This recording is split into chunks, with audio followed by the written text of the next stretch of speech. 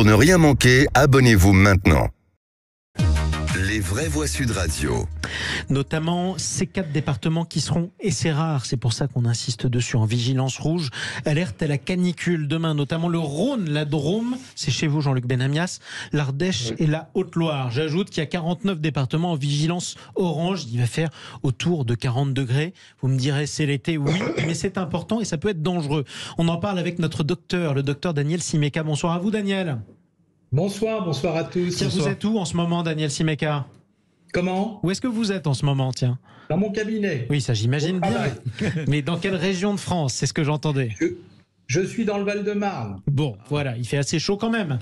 On est d'accord ? Il fait assez chaud, mais bon, ça va, c'est supportable. Bon, il y a beaucoup d'internautes et d'auditeurs qui nous demandent, et avec raison, mais oui, il fait chaud, mais c'est l'été, pourquoi vous en parlez ? Pourquoi c'est si exceptionnel ?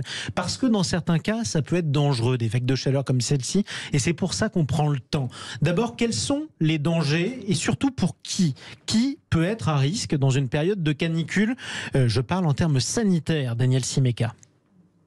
Il faut d'abord comprendre que quand on est exposé à une température trop importante, c'est un peu comme un effort physique que l'organisme est obligé de faire, mais sans pouvoir faire de pause. Vous savez, quand vous êtes à vélo dans une côte, vous pouvez toujours être fatigué et abandonner. Tandis que quand il fait chaud, on ne peut pas abandonner, l'effort il est permanent. Donc les enfants, les personnes âgées, les gens qui ont une insuffisance cardiaque ou des problèmes vasculaires d'une façon générale, les maladies rénales, la fragilité pulmonaire, en fait, toutes ces fragilités des grands organes nobles sont des éléments qui vont fragiliser les personnes parce que la température du corps va finir par augmenter. On n'arrive pas tout le temps à se refroidir. On transpire, c'est comme ça qu'on se refroidit. Mais quand il fait trop humide, eh bien ça ne marche plus. Il faut bien évidemment s'hydrater au maximum. On le répète tout le temps. S'hydrater et s'alimenter.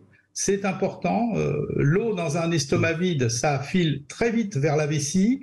Donc, il faut quand même qu'il y ait quelque chose de consistant dans l'estomac. Il ne faut pas oublier de manger. Il ne faut pas prendre des choses lourdes, évidemment, mais il ne faut pas oublier de manger. Et il faut surtout surveiller ses proches, hein, les personnes fragiles. Quand on est moins fragile, on s'occupe de ceux qui le sont davantage. Ce qui vaut pour les enfants en bas âge comme pour les personnes âgées, c'est ça ?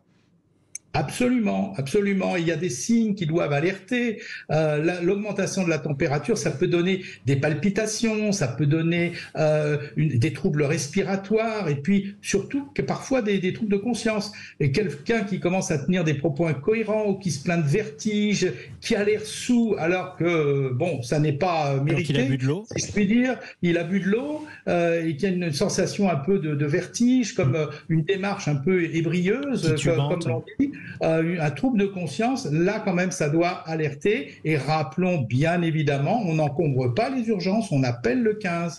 Et ça c'est important de le souligner. Il y a le numéro vert d'ailleurs aussi. Et vous avez raison de souligner le numéro vert. 0800, on va le retrouver, on va le reciter exactement. 0800 06, on va le retrouver dans 66. Un instant. Quoi qu'il en soit, Daniel Simeka, est-ce que les cas dont vous venez de me parler, qui sont des cas assez clairs, on peut arriver à tituber, avoir des palpitations, c'est quelque chose de fréquent sur une vague de chaleur ? Est-ce que vous avez souvent des patients à qui ça arrive souvent ? Alors, moi, dans le Val-de-Marne est un climat quand même relativement tempéré. Il nous arrive donc non, on le voit pas. Moi, je suis pas urgentiste, donc je le vois pas en temps réel. Les patients me racontent qu'ils ont eu des soucis, en quelque sorte, un peu a posteriori. C'est rare de le voir en direct. Les urgentistes, ils sont plus fréquemment, bien évidemment, confrontés, et donc ça constitue pour certaines personnes une véritable urgence. Alors, dernier conseil que vous pourriez donner à tous ceux qui pourraient être à risque et s'apprêtent à traverser cette journée de canicule demain, Daniel Simeka ? Écoutez, s'hydrater avec de l'eau. Je rappelle que l'alcool aggrave les choses. Quand il fait très chaud, le vin rosé, c'est bien tentant, mais c'est totalement contre-intuitif. Pas d'alcool, une alimentation conséquente, mais sans être lourde, et puis une hydratation, et puis tous les petits trucs pour pouvoir se rafraîchir, se refroidir.